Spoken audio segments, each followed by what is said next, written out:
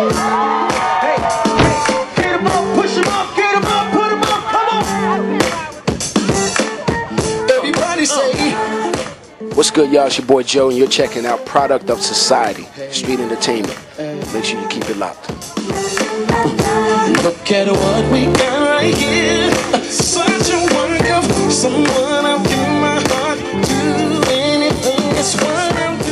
Yeah, what's good, y'all? Welcome to another episode of POSSETV Street Entertainment. You know what it is, first year blocked in the world. And today we got the man, the legend, the Balladeer himself, Joe. What's good, Joe?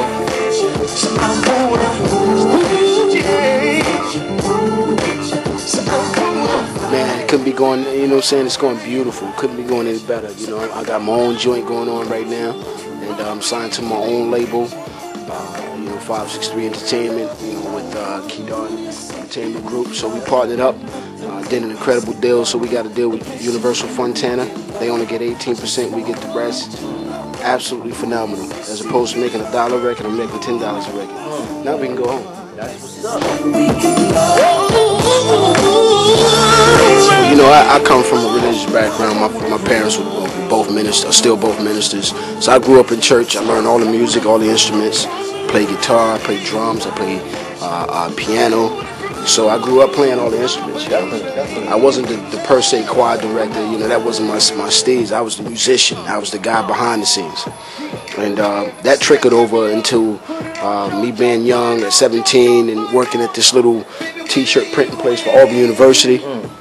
Worked for 2.5 weeks, got my check, spent the check on a bus ticket to come to New York. One-way ticket, as a matter of fact. I wasn't trying to come back.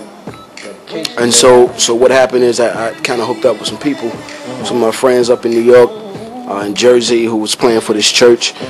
One of the guys' name is Vincent Herbert, who was well connected, introduced me with the Zomba and Jive family. And ever since I've been connected. Ain't no bringing it back. Those tears didn't mean much thing, but now I know that you said you open to the wind. Starts to get cold. Well, my first big record was All the Things Your Man Won't Do. Alright, and that went from there to Stutter. From there was I Want to Know, What If a Woman, Good Girls, Treat Her Like a Lady. Then we went to Ride With You. Then My Love, More and More. If I Was Your Man, a whole lot of dope records, that we put out. And I've also had quite a few features as well with G-Unit, Mariah Carey, BigPun.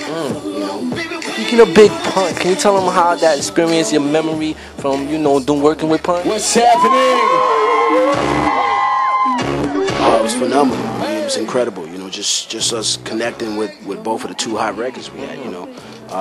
Still a player and don't want to be a player. We combined still not a player. It was just real crazy. The energy at the time, you got the Latin side, you got the African American side, Boricua Morena, and it just started a whole anthem, for the blacks and Puerto Ricans. So we just partied for about 1.5 years, 2 years with that record. Top 10, well actually #1 record across the board.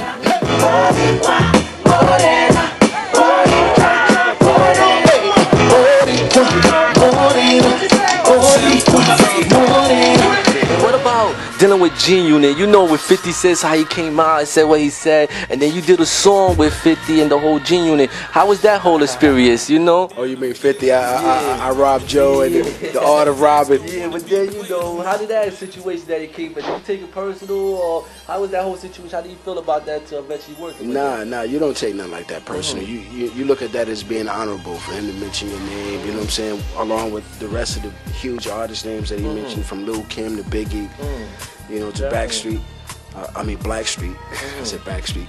Okay. So, it's kind of like that. You kind of look at it as them paying homage to you in a sense. Definitely. So when we did the records, when he had out what's the joint? He talked about Ja Rule on the record. Yeah. Wankster. Yeah.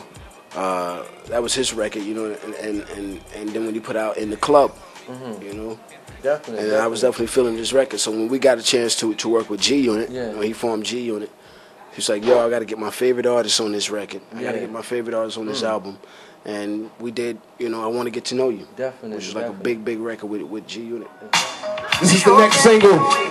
Why just be friends? Put your hands up. Hey.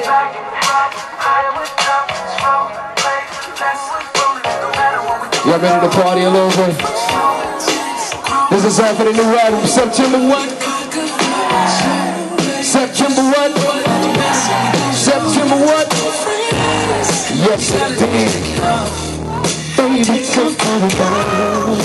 The new album is called New Man. You know, sort of coming from me being independent, me doing my own thing as an entrepreneur, CEO in the game, to having that sort of energy, taking that to the recording of my album. So when I started recording, once I sued Job and we won the lawsuit, you know, I went and started, you know, recording immediately. I got into the studio right away, and we knocked out 2 albums in 3 months.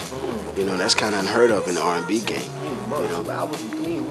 So we started banging out the records, came out with a hot record, which the first one is called New Man, and real crazy production from Brian Michael Cox. You know, just to say some of the few. The production was serious, and you got a couple of surprise people on the album too. Yeah, we got some special features. I got my man Diddy, you know, on a joint called Triple Black Room, which is crazy.